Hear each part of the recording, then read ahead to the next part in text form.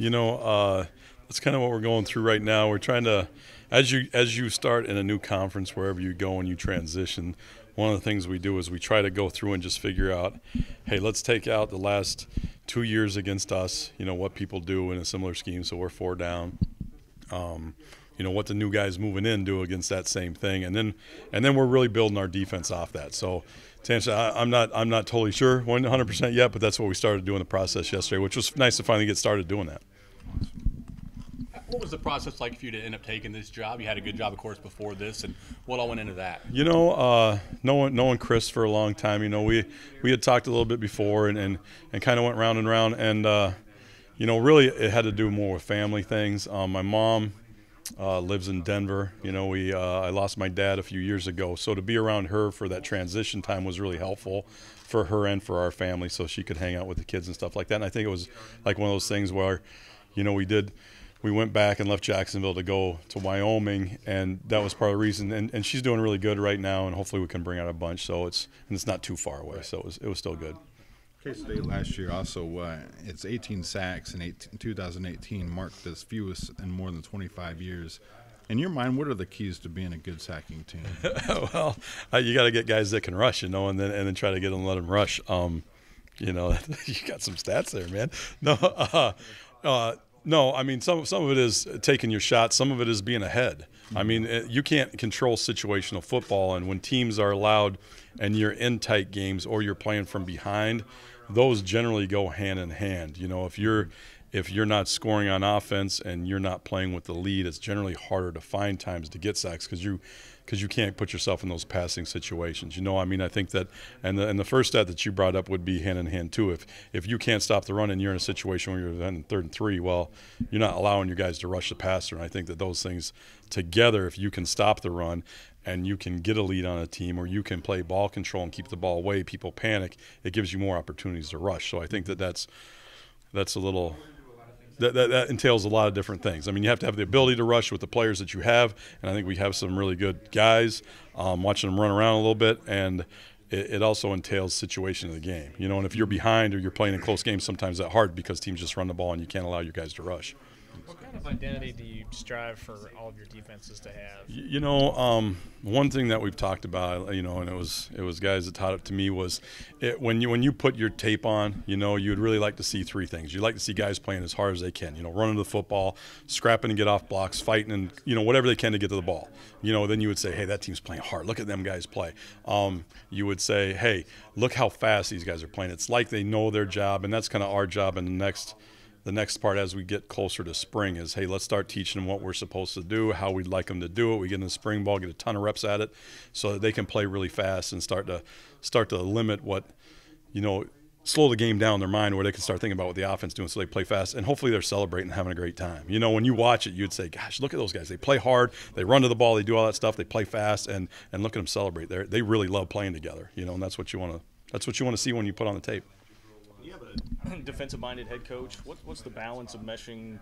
What's your defense and what's his philosophy that he really wants to implement there? The good news is with that is I've worked with Coach Klieman before, so for us it was, when we talk through stuff, there's stuff that is very similar. You talk about, hey, this is how we did it, and then he might give you an idea, and it's good because you can bounce ideas off of more guys. The more brains you have working on a problem, the better, hopefully the answer you get is. So, so far it's been good. In the limited time we've had to talk ball since recruiting's, wound down, but it's good that way. Plus, as a defensive coach, you love it because generally offense that you run is defensive friendly. You're not going to try to run 100 snaps a game on offense. So as a defensive coach, sometimes it just even makes you look better just by slowing the game down. My wife is sometimes critical of my beard. Can you give me some tips? And is beard oil part of that? Give me just some thoughts on it. This is all just straight, hey, let it go for a little while.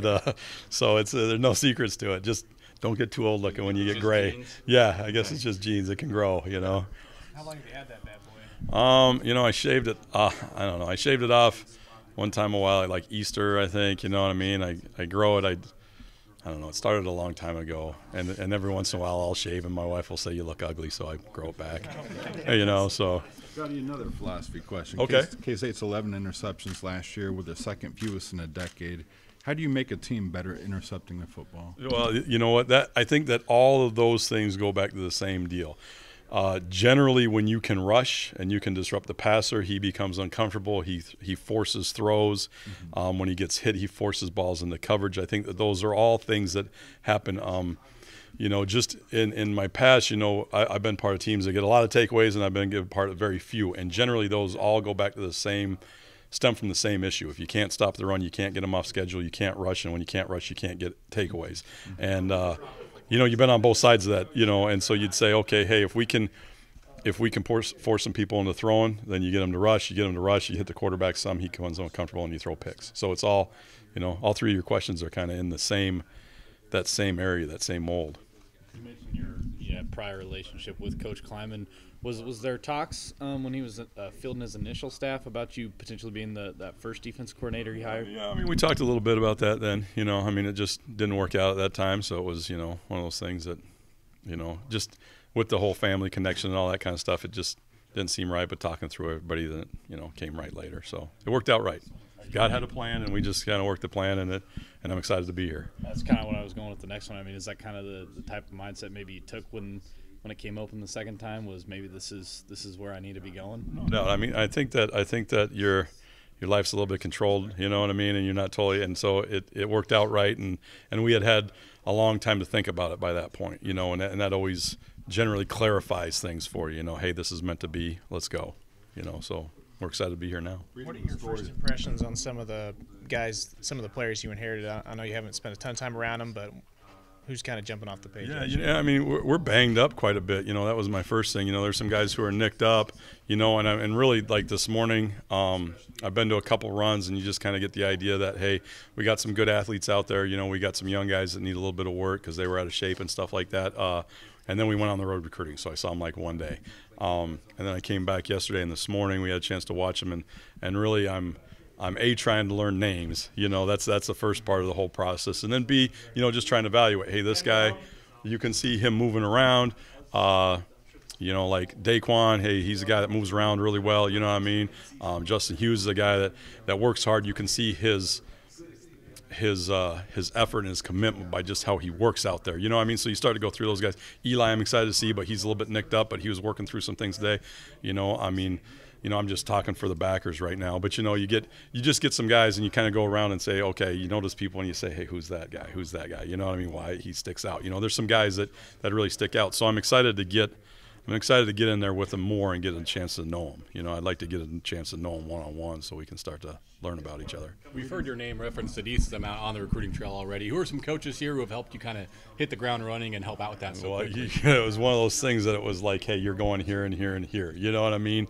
I mean, I go wherever they just tell me. I don't even know where my recruiting area is yet. I mean, that's general for when you first take a job. You know, you're like, hey, here's a list of guys we need to see, and then I would just call back and say, where am I going tomorrow? And I don't even know where I'm at today. You know, I just, hey, drive to this hotel. That's why they got Google Maps and stuff, right? I just follow my phone. What areas in the past were you more comfortable and more often found yourself recruiting? You know, I think it depends on where I've been. You know, I've been so many different places across the country that it's kind of, you know, I've been as big as broad areas like you have everything east of Colorado, north of the Mason-Dixon line, and I've been like you have Wyoming, you know what I mean? So it's I can recruit pretty much anywhere. I have connections more Colorado West Coast, you know, a little bit in the South, but not as much as in the South.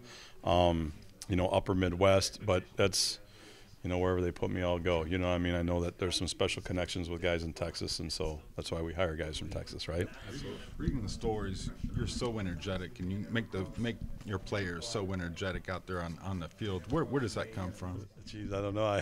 I'm glad they wrote those stories, though. You know, I don't know. I think it's. I think that when you let guys play freely, you know, hopefully you teach them the basics of, hey, I need to do this. This is what I have to do. This is how I do it. Now go play, guys. It's your game. Go play and have fun, and let them do that on their own. I think that's that allows them to play a little bit more free and have fun. You know, I do love coaching. I love being out there ball. I think it's a big chess match, and getting guys to do things. It's a work of art for me, really. And so I get excited when I do it. I think I'm always calm and I'm always collected, but you know, they I guess, you know, other people say different things. So it's, I don't know. It's enjoyable for me. So you hope they enjoy it too.